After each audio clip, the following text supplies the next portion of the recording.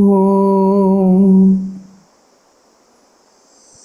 Sthapakaya cha dharmasya sarvadharmasvarupine avatara varishtaya Ramakrishnaya te namaha.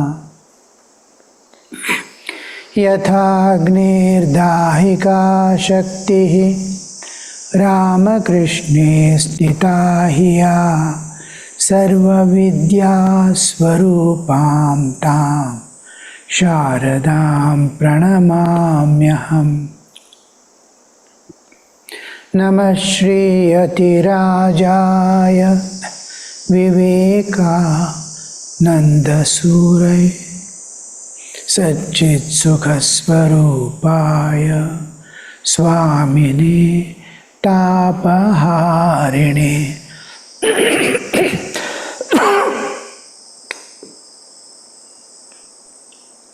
Namaste to you all.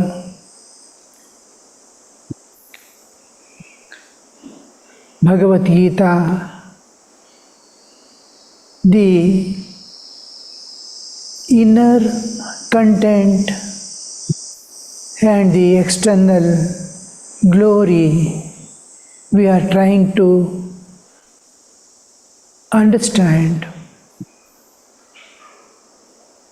We saw various aspects clearly given in the end of each adhyaya.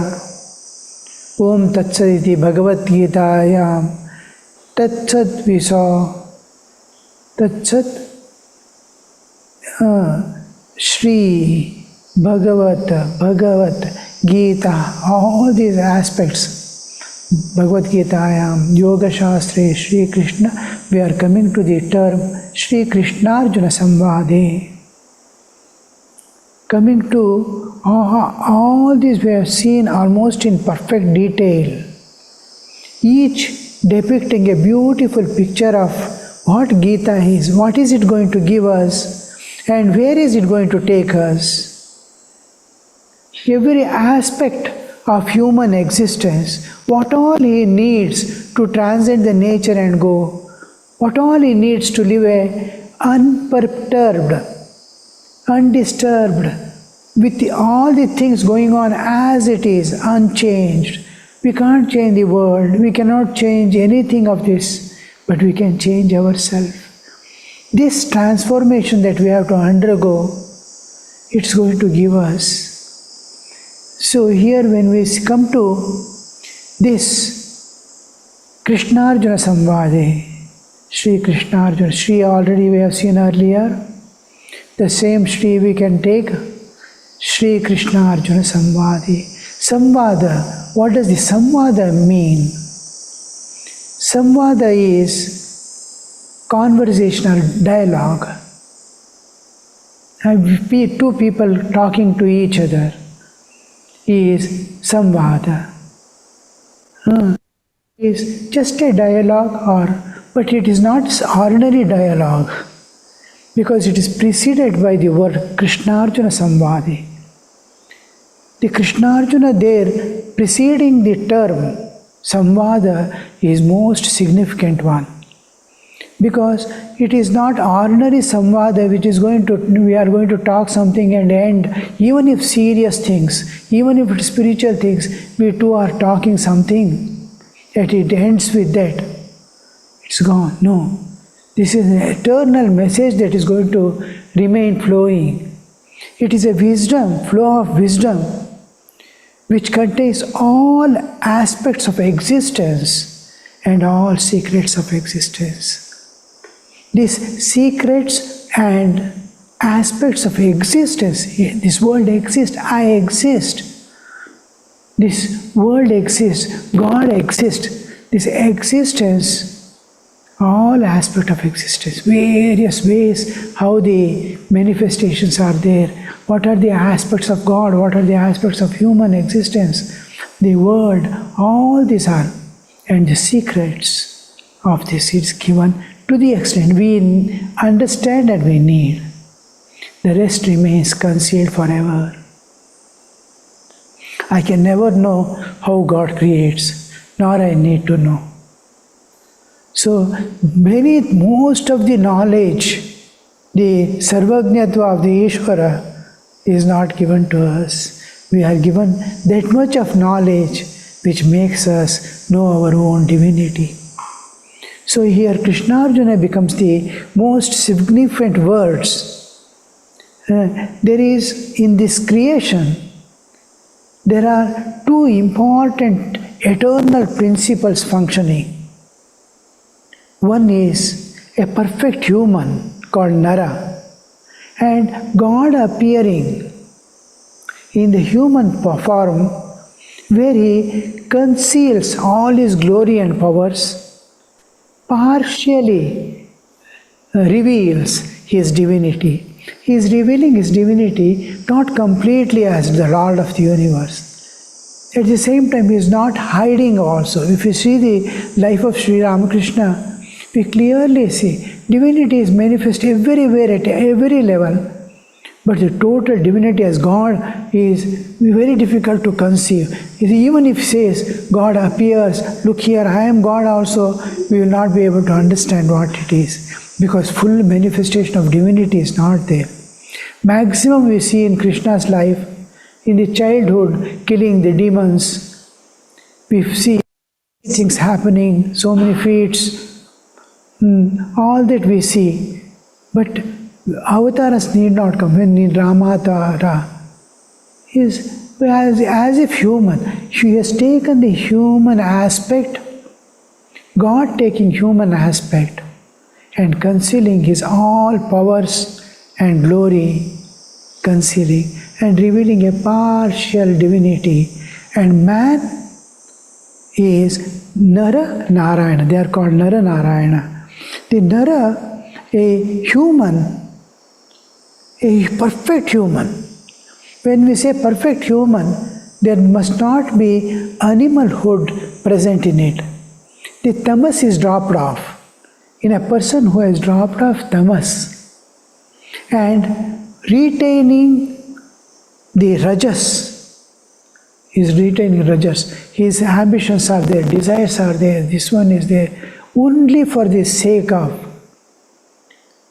welfare of world, preservation of dharma, like Arjuna, Pandavas, how they show the perfection, perfect human, everywhere that perfect human.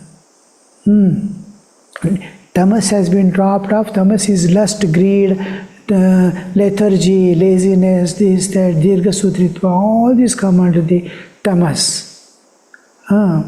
Tamas is dropped off. Lust and greed are not there. And the rajas aspect he retains for the preservation of dharma. Like kings, they are supposed to protect dharma everywhere. Righteousness, maintaining the righteousness. This rajas is kept exclusively for preservation of nature, for helping others, for the welfare of others, and preserving dharma. And sattva, we have three qualities. Nature makes everything pertaining with three qualities, sattva, raja, tamas. Tamas is dropped, rajas is maintained for others' welfare and devotion to God, and then sattva is expressed as divinity.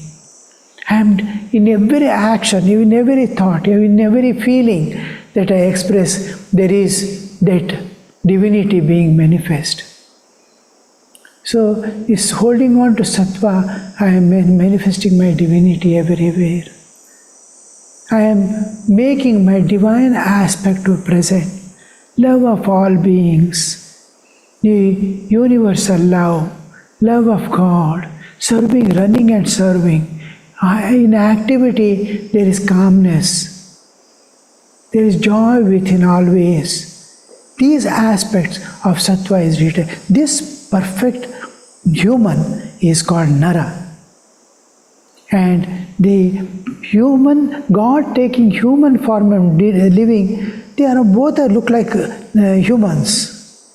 One is God appearing, the perfect appearing as the human, and one having projecting the perfection of human in himself.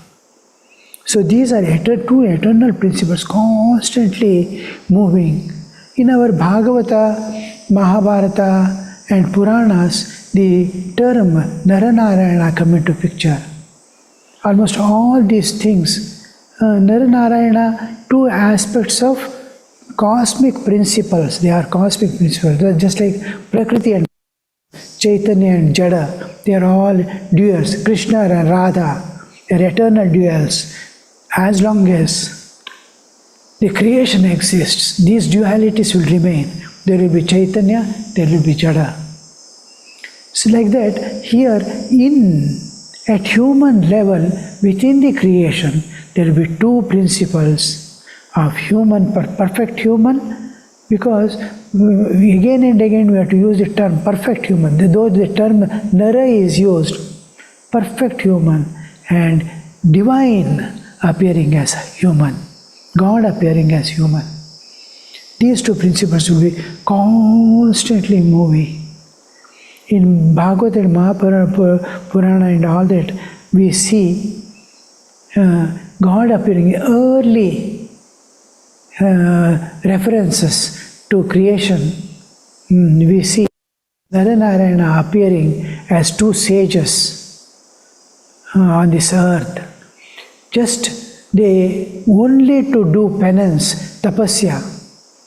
They are immersed in meditation, immersed in tapasya all the time, just to preserve the human existence on this earth. Human is entirely different from the rest of the species. We may say Darwin's theory, this, that and all, but we have to give much importance to the reality, because everything regarding civilization, developments, this, that and all this is only speculation. Even if you keep a chimpanzee for millions of years, he may not become a human.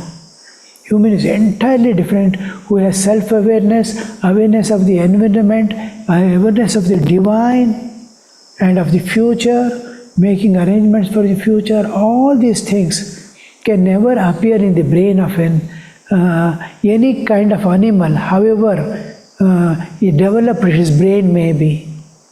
And we may activate his brain also to higher levels, but it cannot become a human. So human existence is there on the earth. Through it, all other things have its value. Human is there, all others have value because it is his own manifestation, karmic manifestation. As long as karma is there, it may be a dog or a person or a being, heaven or hell. He may be moving about, but he is divine eternally. This divinity of human, which takes all other form of species, is one aspect. The divinity is always there. This divinity and the divinity of God appearing time and again to retain the order and balance in nature. Perfect, it must be perfectly balanced. Whenever adharma increases, this happens. We see time and again whole thing clearing and going away. New things again appearing. Like from Patjhad in the winter, fall in the winter, all leaves shut down and new shoots come up. So here we see so many things, transformations taking place. So these two principles, Nara Narayana, are supposed to be coming again and again into this creation, appearing again and again. The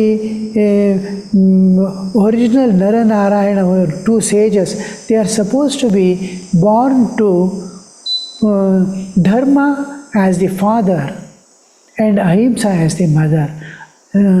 The Dharma is supposed to be the descendant of the Brahma, the creator.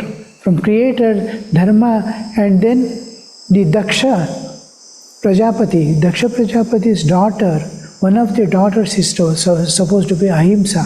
But the words are In a similar way, the dharma as father and ahimsa. Dharma, when we say it is spiritual living of righteousness. Righteousness alone will not do. Righteousness with spiritual living is called dharma.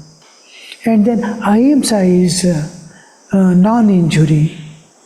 I don't want to hurt anybody in any way. That non-injury, they are the parents, supposed to be parents of these two sages, Nara and Narayana. And then we see they descend to earth only to continue, remain ever in the meditative state of tapasya,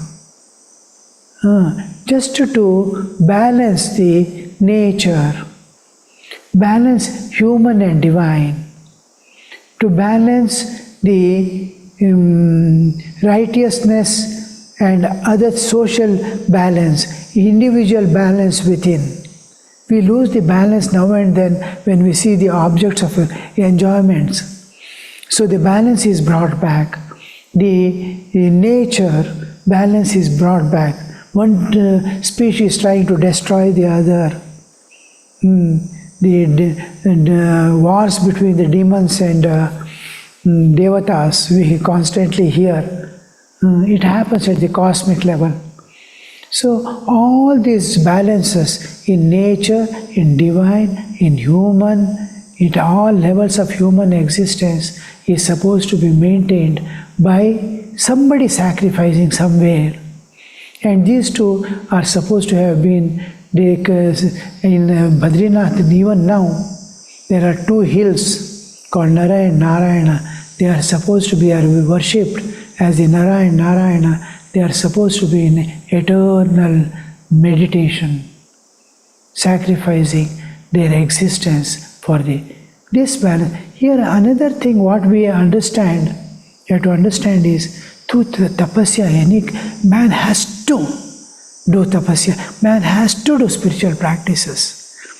He has to yield himself. He has to withdraw from all other things and just attend to the duties of life for existence and for serving. And whole thing is sanyama, self-control, withdrawal. Withdrawal only of the enjoyments, other aspects which is going to give pain and create bondage. From that alone we are withdrawing.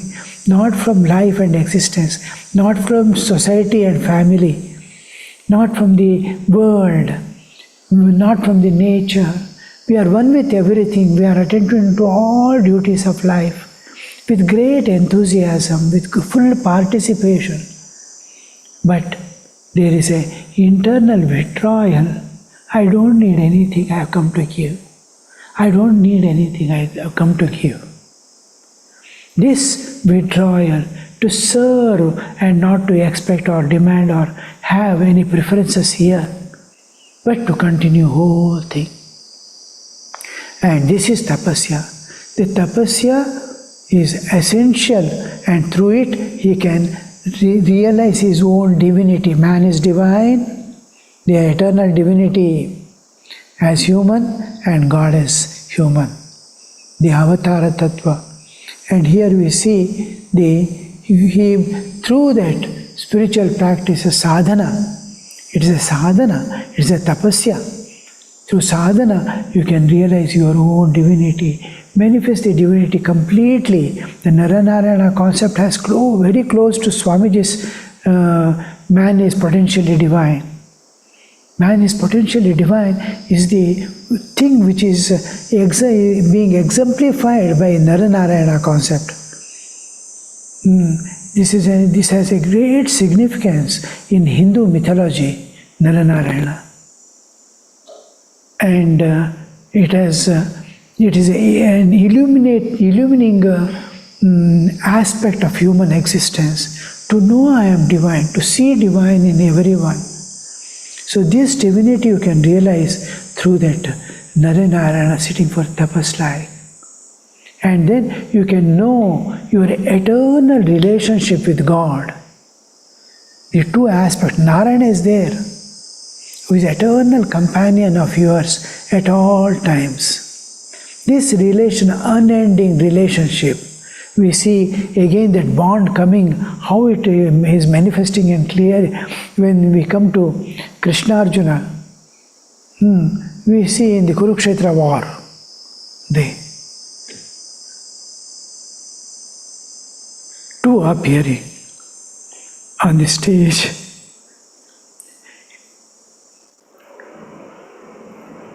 Each expressing oneness with at all levels. Krishna is climbing down, climbing from the heights to match with the Arjuna. To the extent he is stepping down to be his charioteer. And Arjuna is raising Arjuna to the highest platform of a man of realization. He is giving his own vision. This aspect of Naranarayana, you can realize your own divinity and your eternal relationship with God. Narayana is there at all times. As long as human is there in this universe, there is Narayana. They go together. You are with God at all times, whatever state you are. In sleep, in deep sleep, Jagra, Swapna, Shushupti, you are passing through. Great suffering, bodily suffering. The birth is coming, youth is disappearing, old age is coming. At all times God is there with you. You leave the body and already the body is kept ready, another for you. God is there with you. But you are moving from one body to another. In the transit there is God with you. God is there with you at all times. That eternal companion of Naranarayana we see appearing on the stage time and again. In Ramavatara again we see Hanuman and Rama appearing as Naranarayana. To keep that principle known to mankind. It is there, but it remains unknown unless it is projected again and again. And the same thing we see Naranarayana appearing as Arjuna and Krishna and playing beautiful roles they are playing to keep. They both know each other.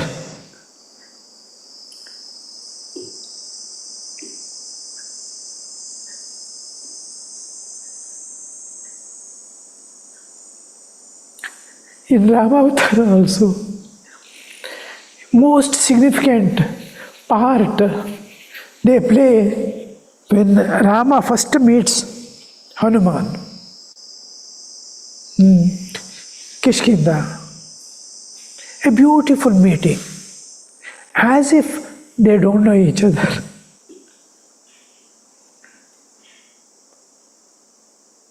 Immediately they recognize, oh, Naren and Thakur, coming to the latest, Arjuna and Krishna, they know they have heard of each other, but Arjuna and Krishna meet first time in this Draupadi Swayamvara, in Draupadi Swayamvara.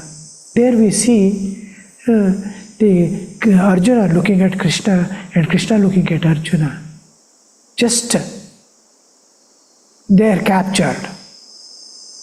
How Thakur meets Naren, you see.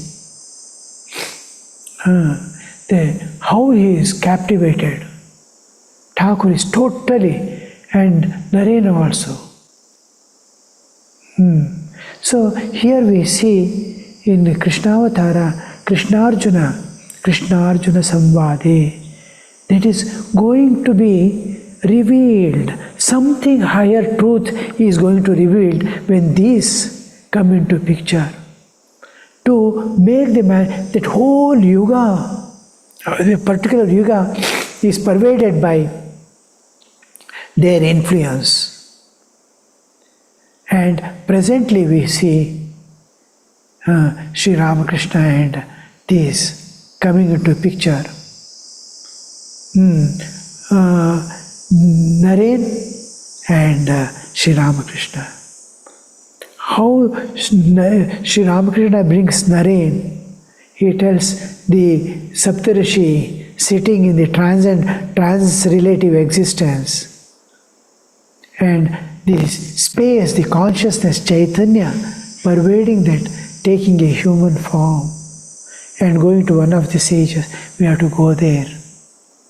And this Rishi, just a glance, and a ray descends to the earth. How the play goes on, you see. Thakur coming down, appearing on this stage, and the play going on. A point of meeting.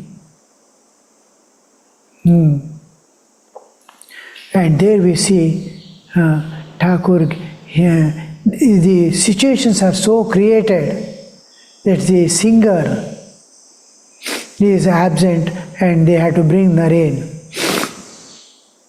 And when Naren sings, Thakur is in ecstasy.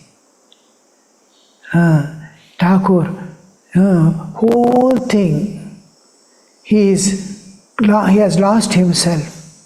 Last he tells Naren, while parting, please come there, please come there. And asks the host to somehow bring Naren there once you bring him to Dakshineshwar. And within a few days, the occasion comes when the host brings Naren and others. There, the term Thakur Sri Ramakrishna uses a specific term Nara.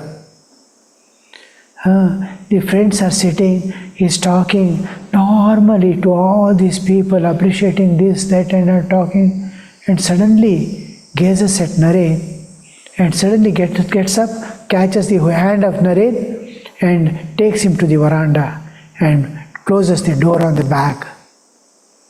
And in the veranda, these two alone are there. The door is closed from behind.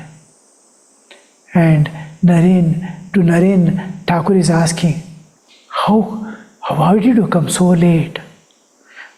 My ears have been deafening because of the worldly talks that is going on all the time. Why were we so much this one? I was waiting for someone to unburden my heart with all the experiences.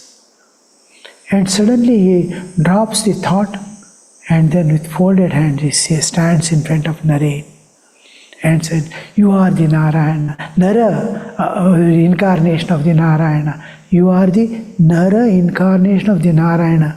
The divine is supposed to have incarnated in two aspects as Nara and Narayana, twin, a pair, eternal pairing.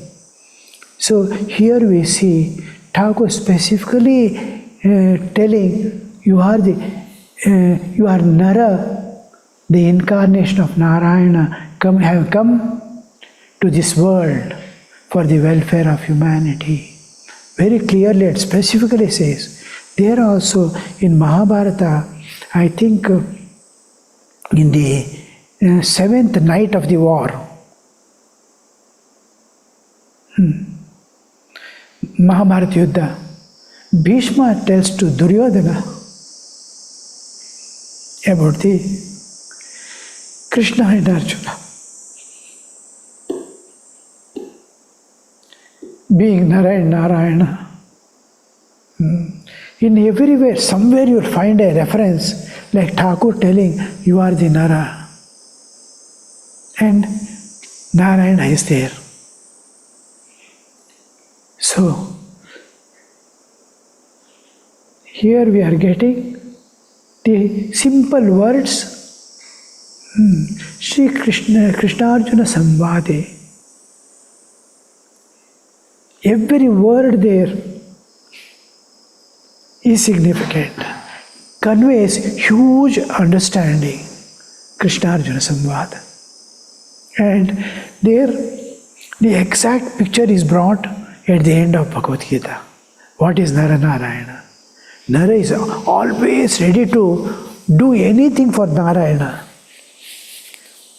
Narayana is one who is ready to give anything to Nara. I want realization, yes. I want these enjoyments, yes.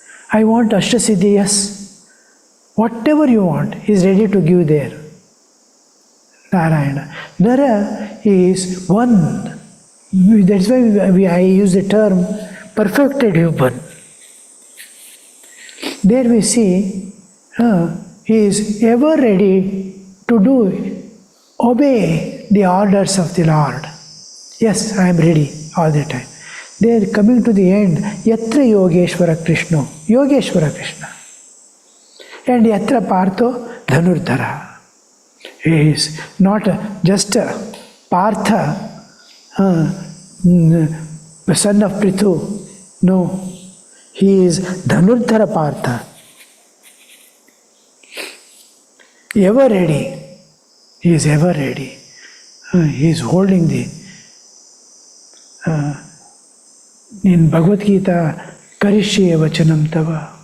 Yes, whatever you say, I do.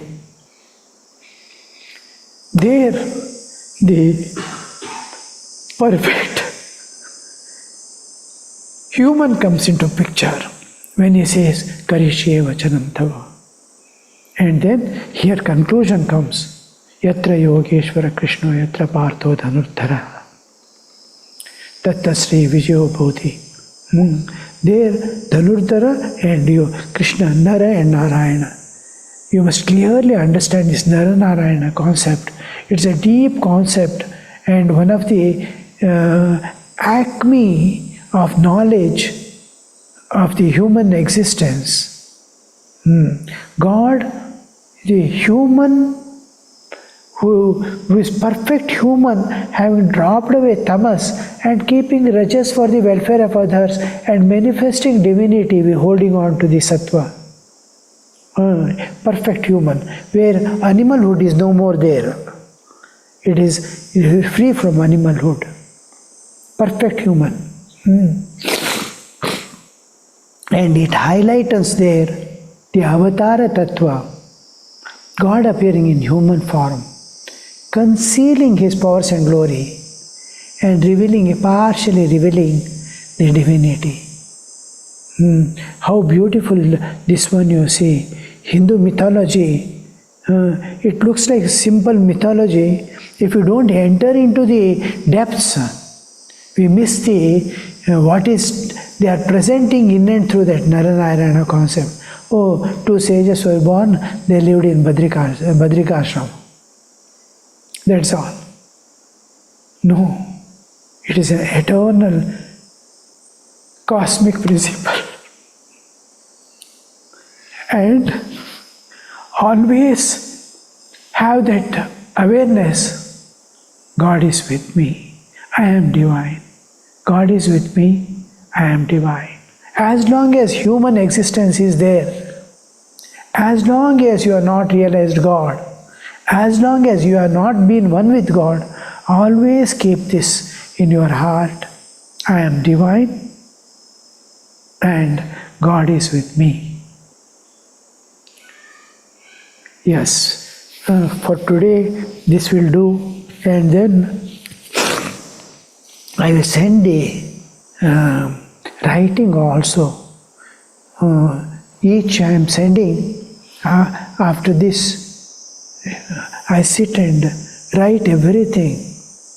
And whatever I tell here, I have already written or will be writing. And then I send it. You take a file and take out hard copies, print out and file it. Once in a way, just a glance. And then so don't depend totally on the soft copies. It is available, it is there in my pen drive, it is there in my pocket, in the cell phone. Keep a hard copy also and go through once more. I have explained, but we now after explain, suppose you read without my explanation, it is different. You take it in your background.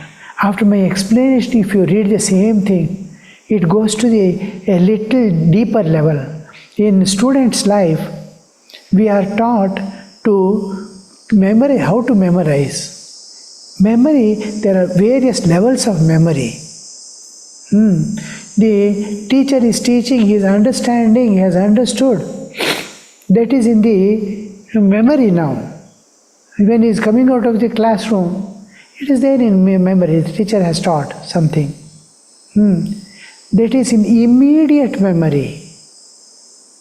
After 3 days, when he reads again that one, it enters a little deeper. Otherwise, within a week, he will forget it. What is taught is forgotten. After 3 days, if he revises once, then it enters into a little deeper layer to remain longer. And after a week, once more if he reads, it enters into remote memory, which is constantly there. You need not read the subject again. It is there with you as yours. Just like, suppose I ask, a person might have done great research with all videos, this, that and all, about your house. I ask a question, you did so much of research for 5 years with all the whole on the building. What is there as soon as you enter the house to your right? He has to think so much. But once he has visited your house, if you ask him, what is to your, as soon as you enter, what is there to your right? Immediately you will tell, shoe box is there. How immediately? Because once you experience it, the memory is different. Any amount of reading will not give that exact picture. But now, when you do the second revision, it enters into remote memory that spontaneously comes at all times without any efforts. All right, for today we'll stop this.